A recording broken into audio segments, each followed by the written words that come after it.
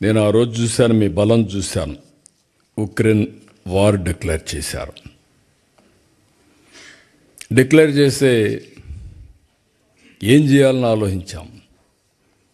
Government పట్టించుకోవడం లేదు, కేంద్రం చేయాల్సిన పనులు చేస్తున్నారు.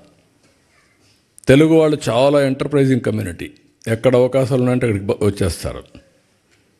యుక్రెయిన్లో ఎంబీబీఎస్ సీట్లు చాలా కాస్ట్ ఎఫెక్టివ్. మెజారిటీ ఇక్కడికి వచ్చేసారు. ఒకరిని చూసి వచ్చేసారు. ఆ రోజు చూస్తే చాలా భయంకరమైన సిచ్యువేషన్. అప్పుడు నేను పిలిపించాను. రవి ఇక్కడ, ఎన్ఆర్టీ రవి ఇక్కడే ఉన్నాడు. ఆయన్ని పిలిపించి అందరితో మాట్లాడి మా దగ్గరుండే నెంబర్లన్నీ తీసుకొని ఒక మెసేజ్ ఇచ్చాం. టోటల్ యూరోప్లో ఉండే వాళ్ళందరూ వచ్చి సొంత డబ్బులు ఖర్చు పెట్టుకొని మన వాళ్ళందరినీ తిరిగి ఇండియాకు పంపించే వరకు పనిచేశారంటే అది తెలుగు జాతి స్ఫూర్తి, మీ కమిట్మెంట్. అది నేను ఒక పైలట్ ఒక మాట చెబితే బ్రహ్మాండంగా చేశారు. కానీ ఒకసారి మోటివేట్ చేస్తాం కానీ, ఇన్స్పిరేషన్ ఇస్తాం కానీ, చేసేవాళ్ళు కూడా ఉండాలి. అంటే మీకు ఒక సామాజిక స్పృహ కాకుండా మళ్ళీ ఎక్కడి నుంచి వచ్చారో ఆ రూట్స్ మర్చిపోకుండా గుర్తుపెట్టుకున్నారంటే చాలామంది మర్చిపోతాం. మీలో కూడా ఒకరిద్దరు ఉంటారు.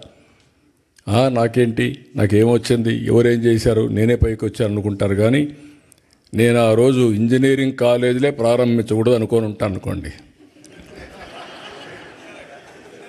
ఏమయ్యేది? అవునా కాదా? That is the vision I have given. దానికి నేను మీ ఫైల్స్ మోసకపోయాను. మీరు గుర్తుపెట్టుకోవాలి. అంటే ఒక్కొక్క ఇంజనీరింగ్ కాలేజ్ ఫైల్ తీసుకొని, ఒక మెడికల్ కాలేజ్ ఫైల్ తీసుకొని, నాకేం అవసరం లేదు ఢిల్లీలో, వాళ్ళ దగ్గరికి పోయి వాళ్ళకు భోజనం పెట్టి డిన్నర్లు ఇచ్చి అడుక్కొని మీరు మాకు ఇవ్వండి ఇవి అని చెప్పాను. ఎందుకంటే ఫ్యూచర్ చూశాను కాబట్టి ఆ రోజు మీకు చేశాను అవన్నీ. రెండోది, మీరు చూస్తే ముఖ్యమంత్రులు అంటే పెత్తందారులుగా ఉంటాం.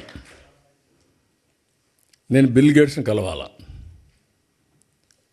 నేను ఫోన్ చేసి అడిగాను అంబాసిడర్ని, chief minister, I want to meet him అని. ఆయన ఎవరిని కలవడం లేదండి, మిమ్మల్ని కూడా కలవడు, రాజకీయ నాయకులతో నాకేం పని లేదంటున్నాడు అన్నారు. లేదు, నాకు పని ఉంది ఆయనతో, ఒక 10 నిమిషాలు ఇమ్మనండి అన్న. సరే, అవసరమైతే మీరు రండి, కాక్టైల్ పార్టీ ఉంది, అందులో జాయిన్ కామన్నారు. నేను వచ్చి కాక్టైల్ పార్టీకి వచ్చి నెక్స్ట్ డే పేపర్లో హెడ్లైన్స్ వేసి ఈయన కూడా పార్టీలో చేరిపాడని. కరెక్ట్ కాదండి, ఓన్లీ 5-10 మినిట్స్ కావాలని చెప్పి అడిగాను, ఇచ్చాడు. దానికి 3 రోజులు ప్రిపేర్ అయ్యాను. ప్రిపేర్ అయ్యి విజన్ డాక్యుమెంట్ విజన్ చేసి ఒకటే మాట చెప్పాను నేను ఆయనకి. నా దగ్గర కూర్చున్నాడు ఇదే మరిగా. 5 మినిట్స్ అన్నారు. నేను స్టార్ట్ చేస్తే ఆయన ఇంకేమీ అబ్జెక్షన్ చేయలేదు. 45 మినిట్స్ వి స్పెంట్.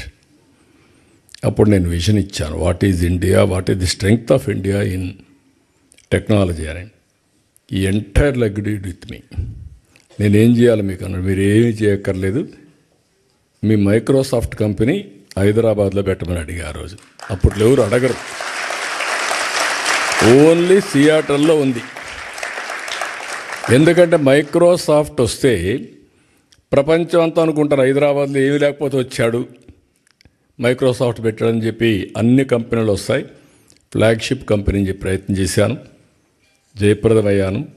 ఈరోజు గర్వంగా చెప్తున్నా, ఆ మైక్రోసాఫ్ట్ హైదరాబాద్కు వచ్చింది కాబట్టి తెలుగు బిడ్డ నాదెళ్ల సత్య సీఈఓగా తయారయ్యాడు ఆ కంపెనీకి. That is the elevation, that is the spirit.